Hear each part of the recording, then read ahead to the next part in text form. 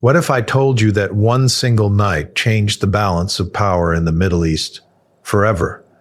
What if the strikes you heard about were not just explosions, but the climax of a 45-year shadow war that deal 7 times of a 45-year shadow war?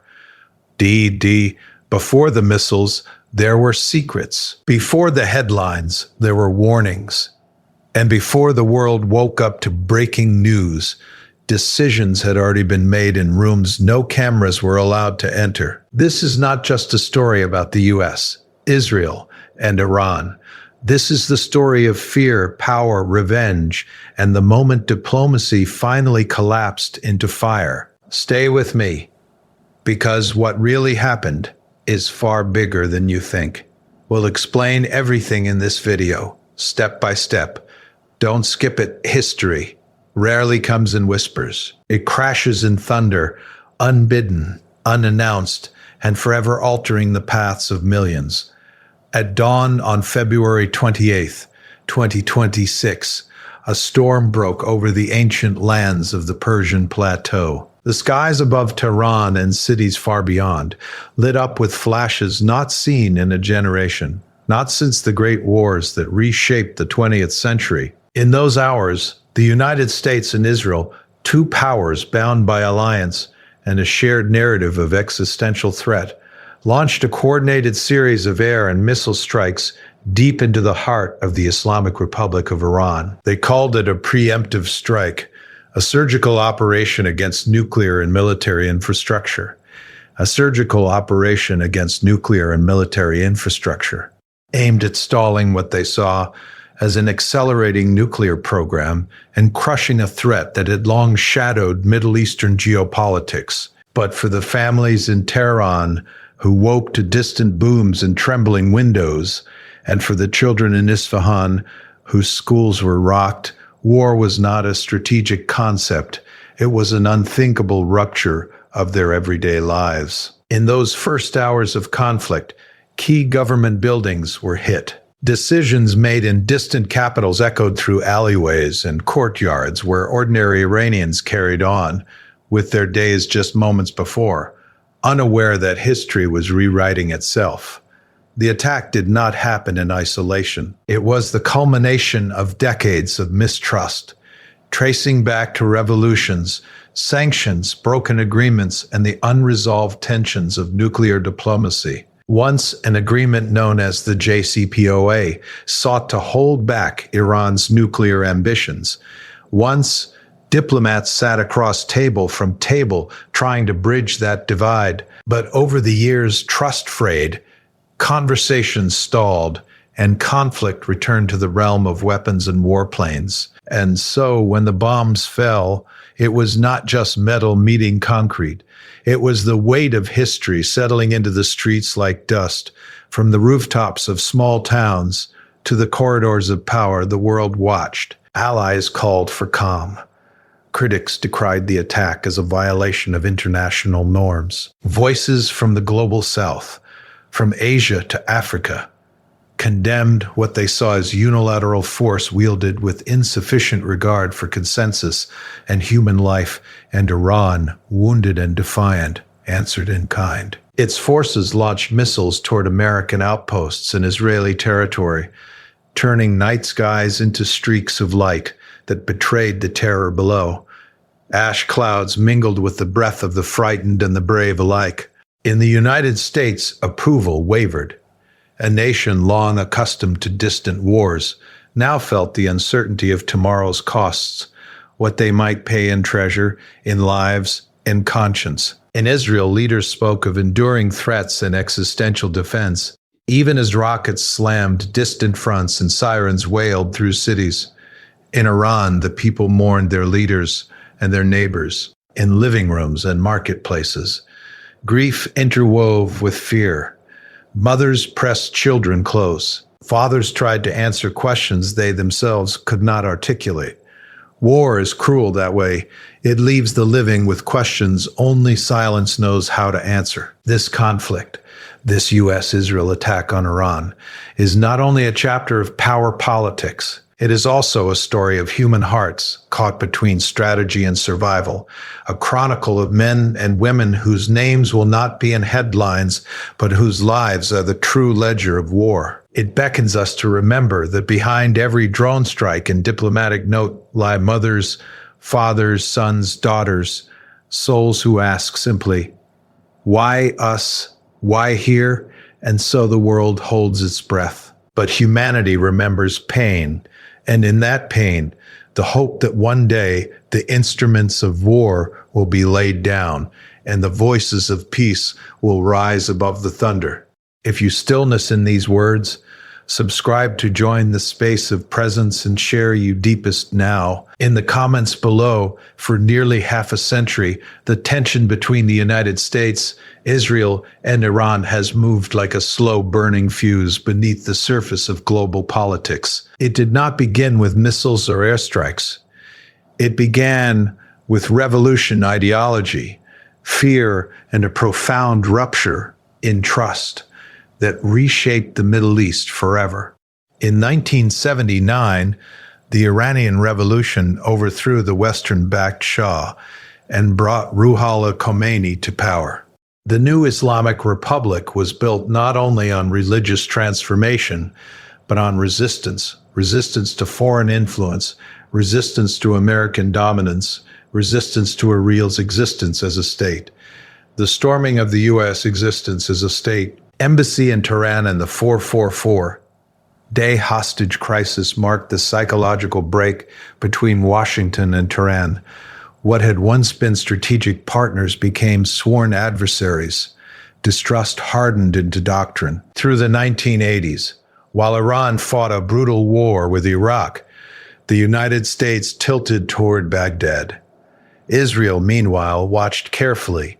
Though distant geographically, Iran's revolutionary leadership spoke openly of confronting Zionism and supporting armed resistance movements across the region. The seeds of long-term confrontation were planted not on battlefields, but in speeches, sermons, and security briefings.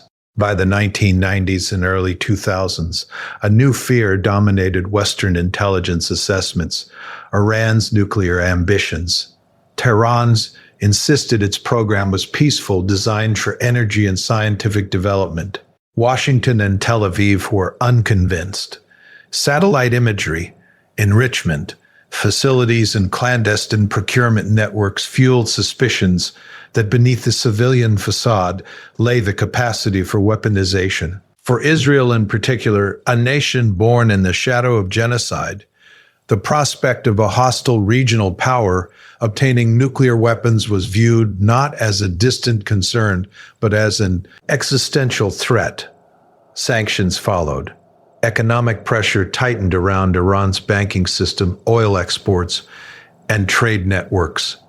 The goal was clear: compel Tehran to negotiate. Years of isolation battered Iran's economy, weakened its currency, and strained ordinary families who felt the impact of inflation and shortages. Yet internally, the pressure also strengthened hardliners who argued that the West would never treat Iran fairly, regardless of concessions. Then, in 2015, after marathon diplomacy involving world powers, a breakthrough emerged: the Joint Comprehensive Plan of Action, signed between Iran and the PI+1 nations, the agreement to impose strict limits on uranium enrichment, reduced centrifuge numbers, and allowed international inspections in exchange for sanctions relief. For a moment, it appeared that diplomacy had succeeded where threats had failed.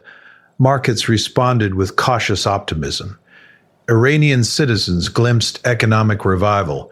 Western leaders hailed the deal as a triumph of negotiation over war. But the agreement was fragile from the start. In Israel, Prime Minister Benjamin Netanyahu condemned the deal as dangerously naive, arguing it merely delayed rather than dismantled Iran's path to a bomb. In the United States, political divisions ran deep. Critics claimed the agreement handed Tehran financial resources it could channel into regional proxies such as Hezbollah and other armed groups operating across Syria, Lebanon, and Iraq. The turning point came in 2018 when President Donald Trump withdrew the United States from the JCPOA, reimposing sweeping sanctions under a campaign of maximum pressure. European allies attempted to salvage the deal, but without U.S. participation, its economic incentives weakened dramatically. Iran, step by step, began reducing its compliance, expanding enrichment levels, installing advanced centrifuges, and limiting inspector access. Each incremental move deepened the spiral of suspicion. In the years that followed, the conflict moved into the shadows. Cyber attacks targeted nuclear facilities. Explosions rocked sensitive sites.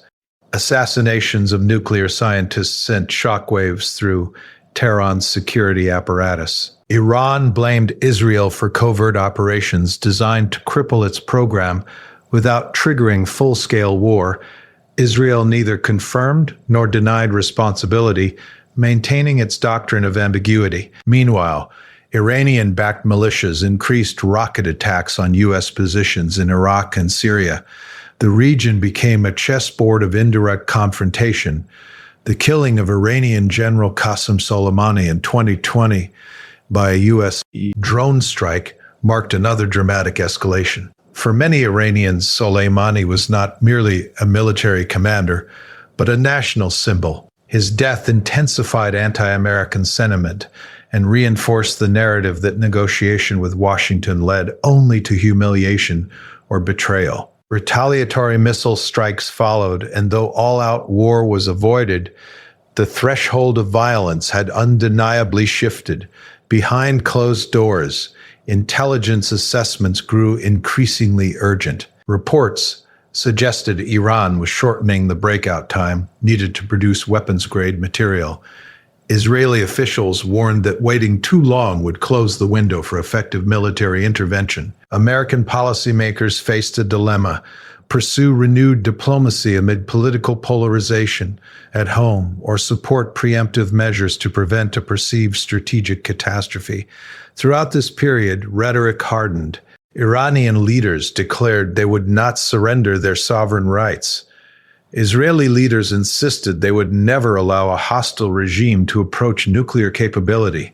The United States oscillated between negotiation attempts and coercive pressure. Each side viewed its actions as defensive, necessary, justified.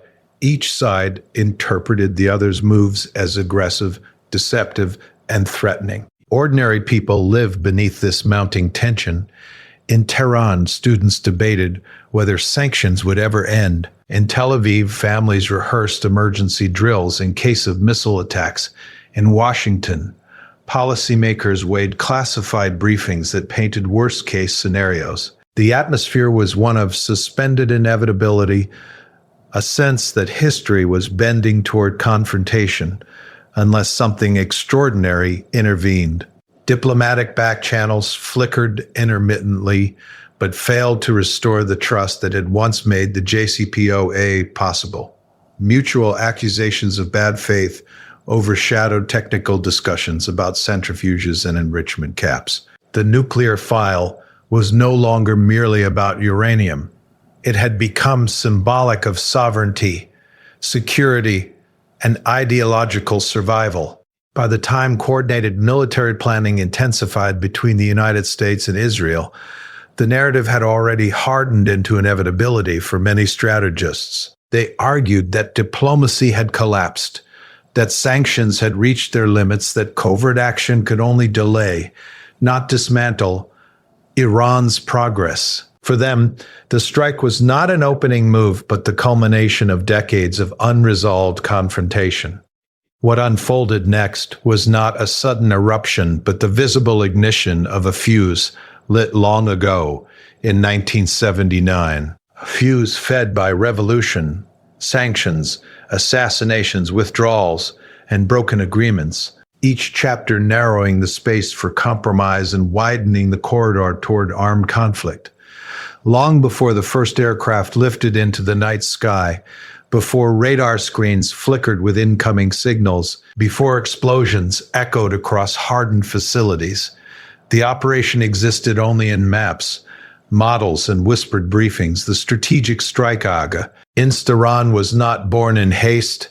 It was crafted in layers, intelligence assessments, satellite imagery, war games, and quiet coordination between Washington and Jerusalem. It was shaped by the belief that time had narrowed, that hesitation could alter the balance of power in irreversible ways. In secure rooms within the Pentagon and Israel's defense establishment, analysts studied Iran's nuclear infrastructure in exhaustive detail. Facilities buried beneath mountains, centrifuge halls, reinforced by layers of concrete and earth-air defense systems, positioned to detect intruders long before they reached their targets. Among the most closely examined sites was the enrichment facility at Fordow Fuel Enrichment Plant, carved deep into rock precisely to withstand aerial assault.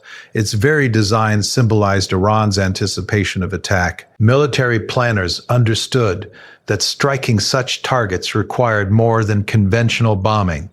It demanded precision, stealth, and the element of surprise. American B-2 stealth bombers, capable of penetrating advanced air defenses, were reportedly placed on alert. Israeli F-35 fighters, engineered for low observability, prepared for long-range missions that would test the limits of endurance and coordination. Refueling tankers, electronic warfare aircraft, and reconnaissance drones formed a complex web designed to blind, disrupt, and strike in synchronized waves. At the heart of the planning was a simple objective, framed in strategic language: degrade Iran's nuclear capacity and cripple critical military infrastructure without triggering immediate, uncontrollable escalation. Yet every strategist knew that such an outcome could not be guaranteed. War, once unleashed, has its own momentum. Cyber operations preceded kinetic force. Specialists targeted Iranian radar networks, communications nodes, and command systems. Malware and electronic interference sought to create confusion, delay responses, and fracture situational awareness. In modern warfare, the first battlefield is invisible, fought in code and frequencies before the first missile is launched. When the strike commenced, it unfolded in phases. The opening salvo targeted air defense batteries and radar installations to carve corridors through Iranian airspace. Precision-guided munitions struck launch sites believed capable of retaliatory missile fire. Satellite-guided bombs aimed at entrances, ventilation shafts, and structural weak points of fortified facilities. Each weapon was chosen for a specific purpose: bunker busters for hardened sites, cruise missiles for high-value command centers, standoff munitions to minimize exposure of pilots, Israeli aircraft operating in coordination with USATP, assets focused on targets linked to immediate regional threats, missile depots, drone manufacturing hubs, and logistical centers connected to proxy forces. The United States concentrated on infrastructure assessed to support long-term nuclear advancement. The choreography was deliberate. Simultaneous impacts intended to overwhelm response capabilities and complicate defensive calculations. In Tehran, air defense operators faced a storm of signals. Decoys mingled with real threats, jamming distorted radar returns. By the time confirmations arrived, some impacts had already occurred. Explosions rippled across multiple provinces, sending plumes of smoke into pre-dawn skies. Emergency services scrambled, uncertain whether more waves were inbound. Strategists in Washington and Jerusalem monitored live feeds and battle damage assessments. Screens displayed thermal signatures, structural collapses, secondary explosions indicating munitions stored on site. Analysts debated in real time whether objectives had been achieved or whether additional sorties were necessary. Every decision carried consequences. Strike again and risk broader escalation, or pause and risk incomplete destruction. The operation extended beyond nuclear sites. Facilities linked to Iran's missile program were struck to reduce the capacity for immediate retaliation. Air bases were targeted to limit Iran's ability to scramble aircraft. Communications hubs were hit to fragment command and control. The message embedded in the pattern of strikes was unmistakable. This was not symbolic. It was systematic. Meanwhile, naval assets positioned in the region heightened readiness. Carrier strike groups monitored the Persian Gulf. Missile defense systems were activated across Allied territories, anticipating potential counterstrikes. Israel's Iron Dome and David's Sling batteries stood primed. Their crews trained for precisely this scenario. In underground command centers, leaders calculated the probability of incoming ballistic missiles. The execution phase relied heavily on timing. Waves of aircraft and missiles were sequenced to arrive within compressed windows, maximizing shock and minimizing opportunities for organized defense. Refueling operations were choreographed with precision measured in minutes.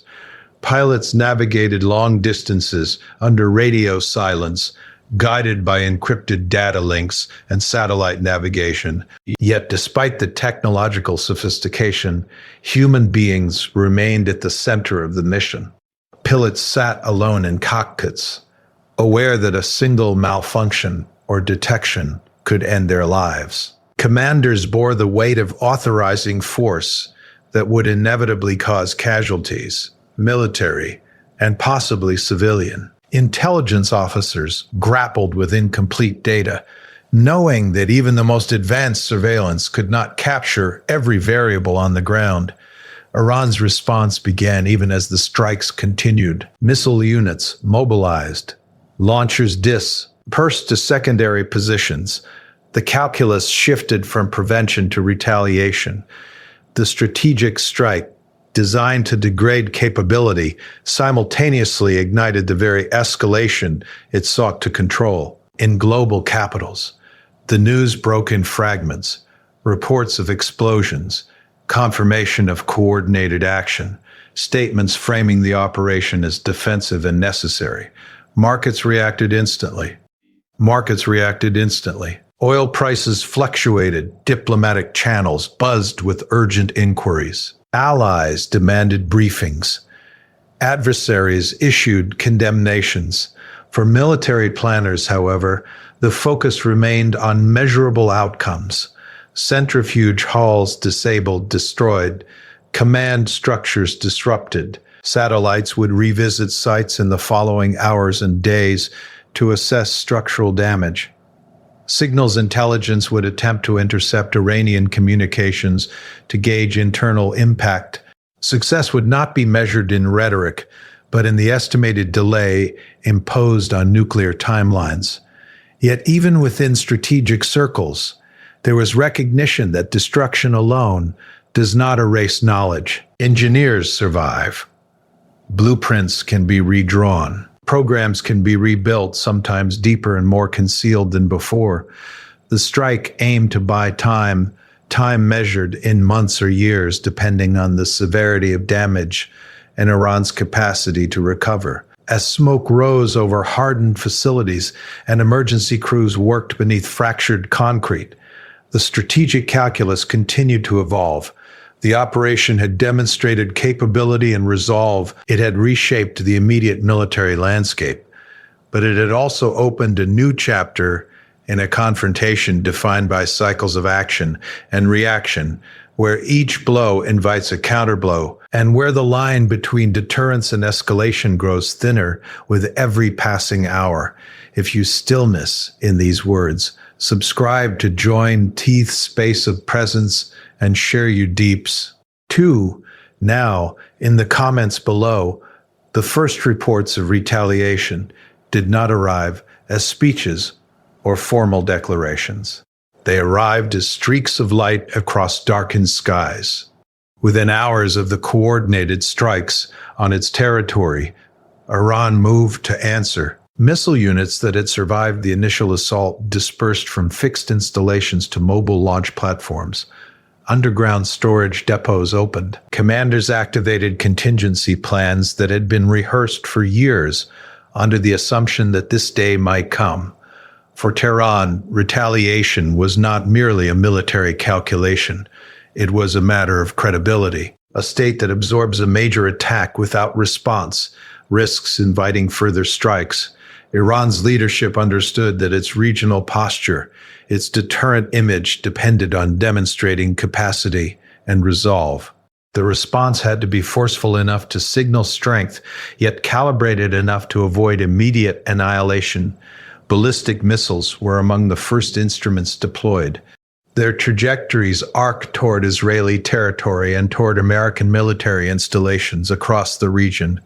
Sirens wailed in cities accustomed to drills but never fully prepared for reality. Israel's multi-layered defense systems, including Arrow and David's Sling, intercepted many incoming projectiles, lighting the night with explosive countermeasures.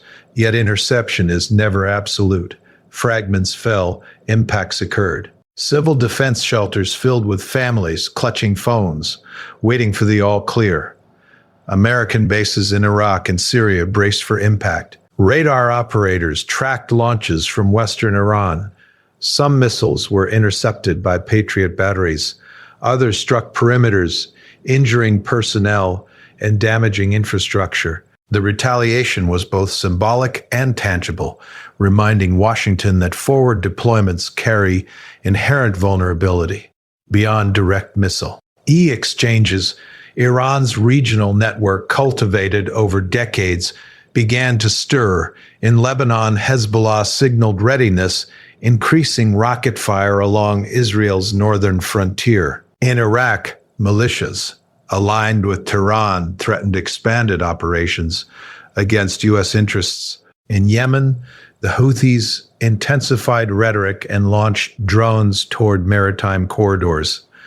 The conflict, once centered on specific nuclear facilities, now radiated outward through a web of alliances and proxies. This was the architecture of Iran's strategy: asymmetry, recognizing that it could not match the United States or Israel plane for plane, ship for ship. Tehran invested in layered deterrence, ballistic missiles, drones, cyber capabilities, and regional partners able to exert pressure across multiple fronts. Retaliation would not be confined to a single battlefield. It would be diffuse, unpredictable, and persistent. Cyber operations surged alongside physical strikes. Financial networks in Israel experienced disruptions. Government websites flickered offline. In the United States, security agencies heightened alert levels. Amid warnings of potential infrastructure targeting, attribution in cyberspace is murky, but suspicion quickly settled on Iranian-linked actors.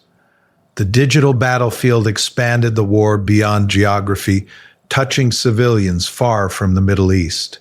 Maritime tensions escalated in the Persian Gulf. Iranian patrol boats increased maneuvers near strategic shipping lanes. Insurance rates for oil tankers spiked overnight. The Strait of Hormuz, through which a significant portion of the world's energy supply passes, became a focal point of anxiety. Even without a full closure, the mere threat altered global markets and political calculations. Inside Iran, the strikes and subsequent retaliation reshaped public sentiment. Nationalist fervor surged.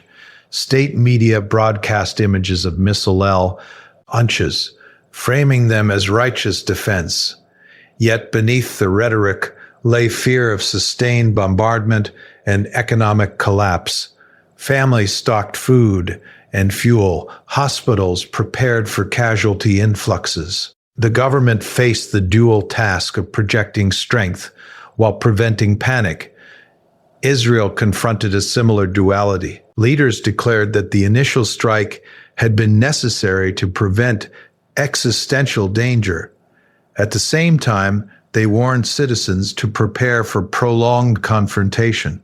Border communities near Lebanon evacuated vulnerable residents. Reservists were called up, swelling troop numbers in anticipation of broader conflict. The United States faced mounting pressure from allies and adversaries alike. European governments urged de-escalation, wary of energy disruptions and refugee flows. Russia and China condemned the initial strikes, framing them as destabilizing unilateralism. The United Nations convened emergency sessions filled with accusations and appeals. Diplomatic language struggled to keep pace with events unfolding by the hour. Each retaliatory action risked triggering a larger cascade. A missile that penetrated defenses and caused mass casualties could compel overwhelming counterstrikes. A successful attack on a naval vessel could draw in additional forces.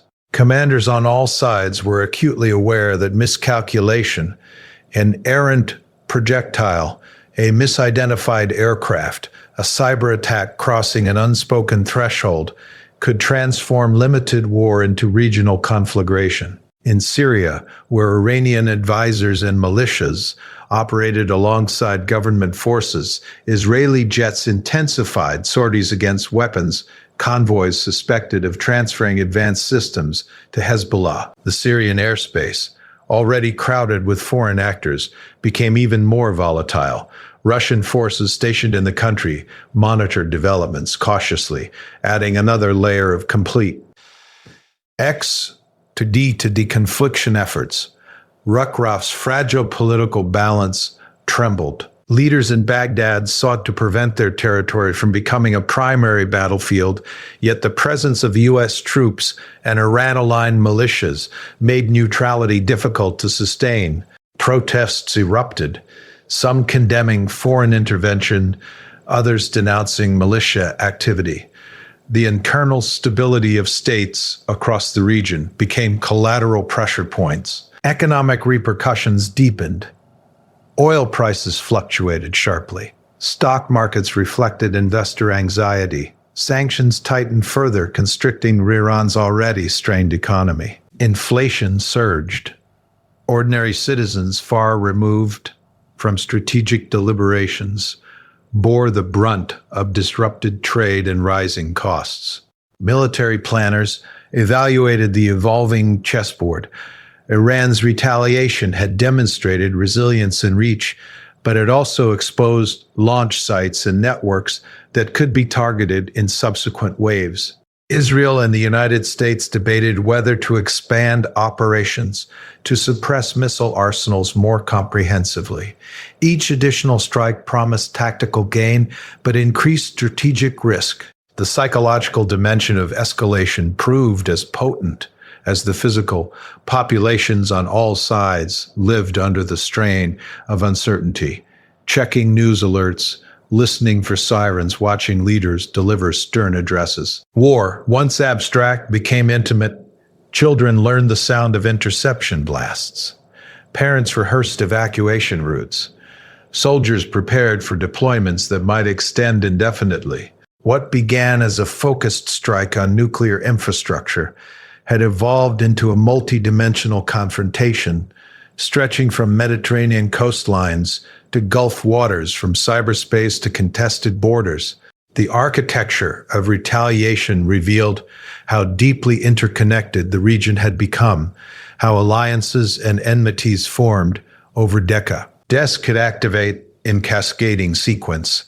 The widening shadow of conflict no longer belonged solely to Iran, Israel, or the United States, but to an entire region bound by geography, history, and the unpredictable momentum of escalation. If you stillness in these words, subscribe to join space of presence and share you deepest now in the comments below. When the first confirmed reports of coordinated strikes emerged, The battlefield was not the only arena that ignited. Within hours, another front opened in diplomatic chambers, press conferences, and emergency assemblies around the world. Governments moved quickly to define the narrative, because in modern conflict, perception travels as fast as missiles. At the United Nations headquarters in New York, ambassadors convened under urgent circumstances. The Security Council chamber filled with restrained tension as representatives from permanent members delivered carefully measured statements. The United States framed the strike as a necessary act of preemption, citing intelligence assessments and long-standing concerns over nuclear escalation. Israel's envoy echoed the language of existential defense, insisting that the operation had been unavoidable. Across the semicircle of desks, Russia and China condemned the attack as a violation of sovereignty and a destabilizing precedent.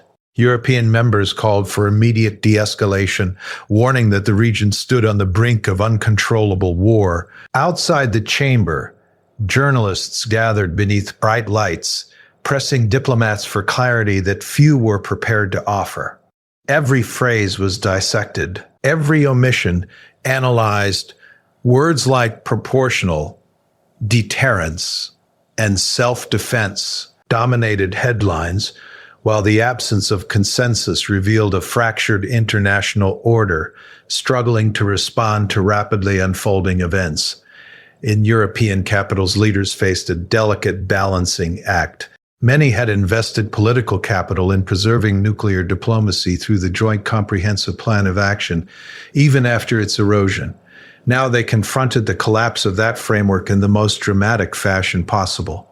Some governments issued cautious support for Israel's security concerns while simultaneously criticizing unilateral military action. Others adopted firmer condemnations, emphasizing the risks to global energy stability and civilian lives. Behind closed doors, emergency meetings assessed contingency plans for refugee flows, energy supply disruptions, and potential retaliatory cyber attacks. In Moscow, officials portrayed the strike as evidence of Western disregard for international law, reinforcing a broader narrative of multipolar resistance. In Beijing, statements emphasized sovereignty and non-interference, aligning with long-standing diplomatic principles while also positioning China as a potential mediator. Both capitals recognized that instability in the Middle East could ripple outward, affecting global trade routes and energy markets critical to their own economies. Across the global South, reactions were shaped by historical memory. Countries in Africa, Asia, and Latin America that had experienced interventionist policies in past decades expressed unease at what they viewed as another instance of powerful states using force without broad international authorization. Their statements often blended condemnation of escalation with appeals for renewed diplomacy. For many of these nations, the conflict symbolized not just a regional crisis, but a broader question about who sets the rules of global conduct. Regional powers felt the shock. Shockwaves immediately. Saudi Arabia and the Gulf states, long wary of Iranian influence, monitored developments with mixed apprehension. On one hand, the degradation of Iran's capabilities aligned with their security interests.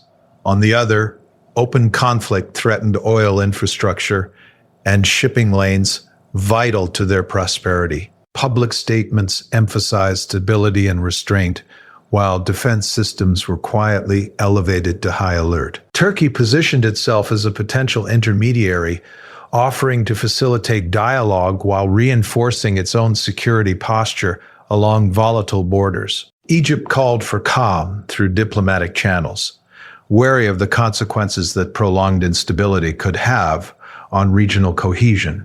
Jordan reinforced border security, mindful of both refugee pressures and internal sensitivities. In Israel, the political shockwaves reverberated domestically as well as internationally, Supporters of the government praised decisive action against a long-perceived existential threat. Critics questioned the long-term strategy, warning that military success could not substitute for sustainable diplomatic architecture. Public debate unfolded in real time, shaped by televised briefings and images of intercepted missiles streaking across the sky.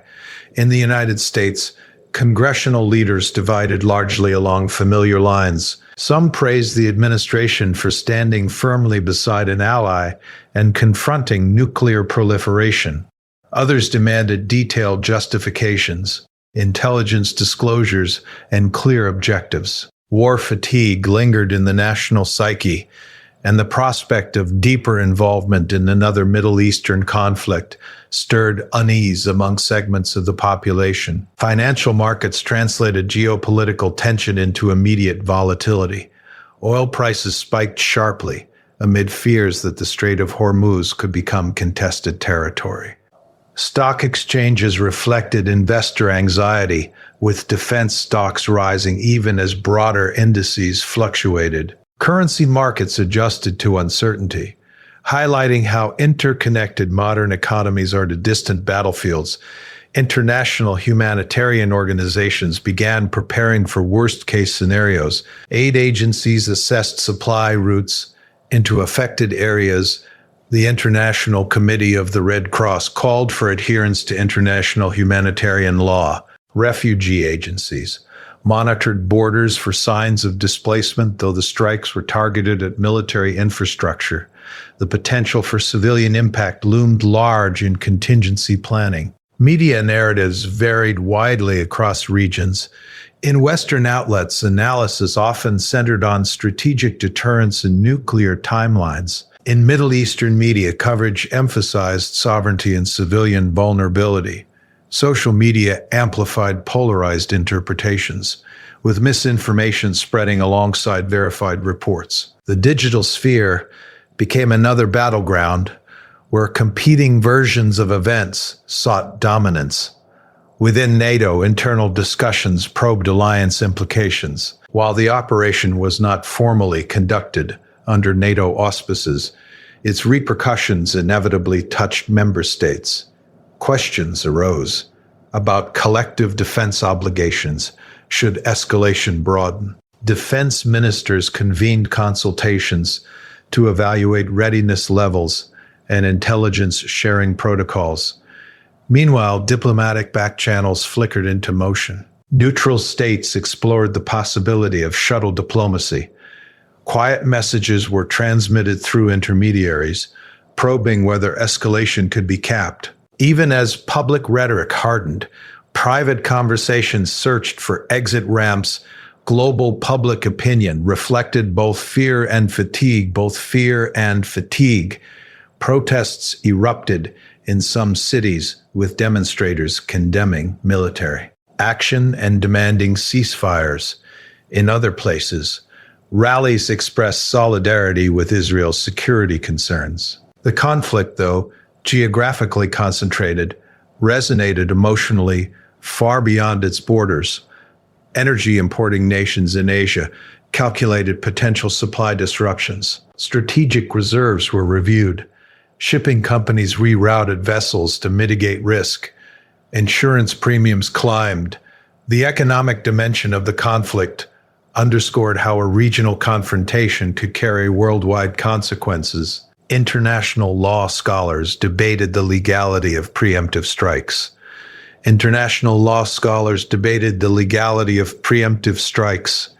Under the doctrine of self-defense. Some argued that imminent threat justified action. Others insisted that evidence must meet stringent criteria to legitimize force. Academic forums and policy institutes hosted urgent discussions, attempting to frame the unfolding events within established legal frameworks. Amid the noise of statements and counterstatements, one reality became clear. The political shockwaves extended far beyond the original military objectives. Alliances were tested. Rivals sharpened. Neutral states recalibrated positions. Institutions designed to manage crises strained under the weight of competing narratives and national interests as the world grappled with the consequences of a conflict that had redrawn not only strategic maps but diplomatic alignments and the fragile architecture of global order. War is often narrated through maps, missile ranges, and the language of deterrence, but its deepest imprint is left on human lives that never appear in official briefings. When the strikes began and retaliation followed, the first sound many civilians heard was not a speech or a warning, but a sudden rupture in the sky, a blast that shook windows, rattled doors, and split ordinary life into a before and after. In Tehran, families were jolted awake by distant explosions, and rushed into children's rooms, whispering reassurances they did not fully believe. Electricity flickered in some neighborhoods. Phone networks slowed as thousands attempted to call loved ones at once. Social media feeds filled with smoke-filled horizons and the raw confusion of people trying to understand what had just begun. For many, the fear was not abstract geopolitics, but the simple, immediate question of survival. Hospitals activated emergency protocols. Doctors and nurses, already strained by years of sanctions that limited medical imports, prepared for casualties. Ambulances navigated streets where traffic lights malfunctioned and anxious drivers crowded intersections. Blood banks issued urgent calls. In waiting rooms, silence alternated with sobbing as families sought information about those caught near targeted facilities. In Israel, the human cost manifested differently, but no less intensely. Sirens pierced the air, sending residents racing toward shelters built into apartment complexes and schools. Children practiced drills in classrooms for years, but practice cannot replicate the vibration of a real interception overhead. Parents counted seconds between the warning and the thud of defensive systems engaging incoming missiles. Even when interceptors succeeded, fragments sometimes fell, shattering roofs and windows. The psychological toll accumulated with each alert. Across Iraq and Syria, communities near American bases braced for retaliatory strikes. Local workers employed at these installations found themselves caught between loyalties and livelihoods. Markets closed early, roads emptied at dusk. Rumors spread faster than verified reports, fueling anxiety in towns already scarred by decades of instability. Displacement became a creeping reality. In border regions of Lebanon, where tensions escalated alongside the broader conflict, families packed essentials into small bags, uncertain whether departure would last days or months. Some sought refuge with relatives farther inland. Others crowded into temporary shelters organized by local authorities. The rhythm of daily life, work, school, prayer, fractured under the weight of uncertainty. Economic hardship deepened almost immediately. Oil price volatility rippled through global markets, but inside Iran, the consequences were more direct. Currency fluctuations drove up the cost of imported goods. Inflation, already burdensome, accelerated. Small business owners watched supply chains falter. Shopkeepers struggled to restock shelves. Workers worried whether wages would hold value long enough to feed their families. War magnified vulnerabilities that had been building for years. In Israel, tourism slowed sharply as airlines adjusted routes and international visitors reconsidered travel plans. Hotels reported cancellations. Restaurants near border regions closed temporarily, though the national economy remained more resilient. Localized sectors felt acute pressure. Insurance claims mounted for property damage, adding another layer of strain. Beyond material losses, trauma etched itself into memory. Psychologists describe symptoms familiar from previous conflicts: insomnia, hypervigilance, recurring nightmares. Children drew pictures of rockets and shelters instead of playgrounds. Teachers struggled to restore concentration in classrooms, where attention drifted toward the possibility of another siren. Mental health hotlines reported surges in calls. The human cost extended to service members as well. Pilots who carried out strikes returned to bases knowing their missions had altered countless lives, even when targets were military. Soldiers stationed in vulnerable outposts confronted the constant anticipation of incoming fire. Letters and video calls home carried unspoken fears. For some families, the knock on the door came with devastating news, transforming geopolitical strategy into personal tragedy. Humanitarian organizations worked to maintain corridors of aid. The International Committee of the Red Cross appealed for access to affected areas and adherence to international humanitarian law. Relief workers navigated complex security environments to deliver medical supplies and food assistance. Their presence underscored a fundamental truth: even limited wars generate needs that outpace preparation. Sanctions layered additional burdens onto civilians. Restrictions designed to pressure governments often translated into shortages of medicine, industrial parts, and basic commodities. Patients with chronic illnesses worried about treatment continuity. Families rationed essentials. The line between strategic leverage and humanitarian consequence blurred. Media images captured moments that statistics cannot convey. A father carrying his child through dust-filled streets. A grandmother clutching prayer beads in a shelter. Rescue workers sifting through debris for survivors. These images traveled globally, stirring empathy and outrage in equal measure. Yet for those living them, the moments were not symbols, they were reality. Diaspora communities experienced the conflict from afar with a distinct anguish. Iranian families in Europe and North America struggled to contact relatives amid communication disruptions. Israeli expatriates followed news feeds obsessively, torn between distance and belonging. Community centers organized vigils and support networks, attempting to bridge emotional gaps across continents. Education systems faced interruption. Universities postponed exams. Schools shifted to remote learning where possible, though internet disruptions complicated efforts.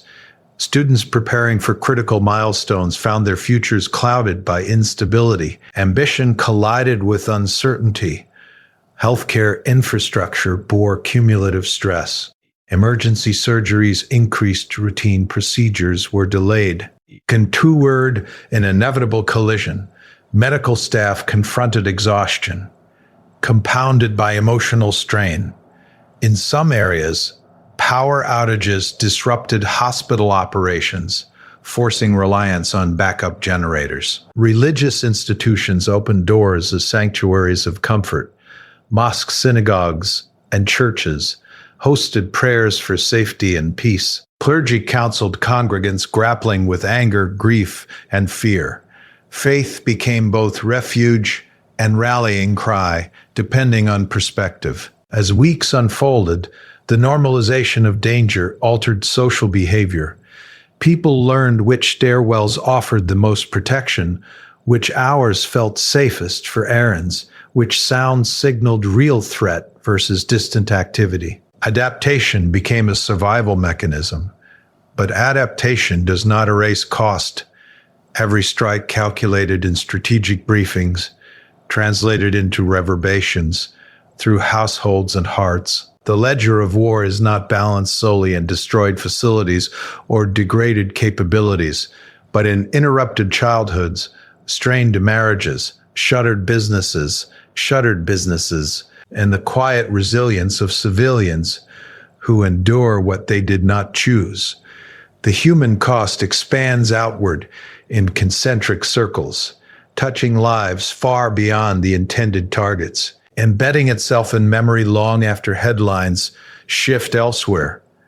If you stillness in these words, subscribe to join Thea's space of presence and share you deepest now in the comments below. Thank you for listening, and don't forget to like and subscribe.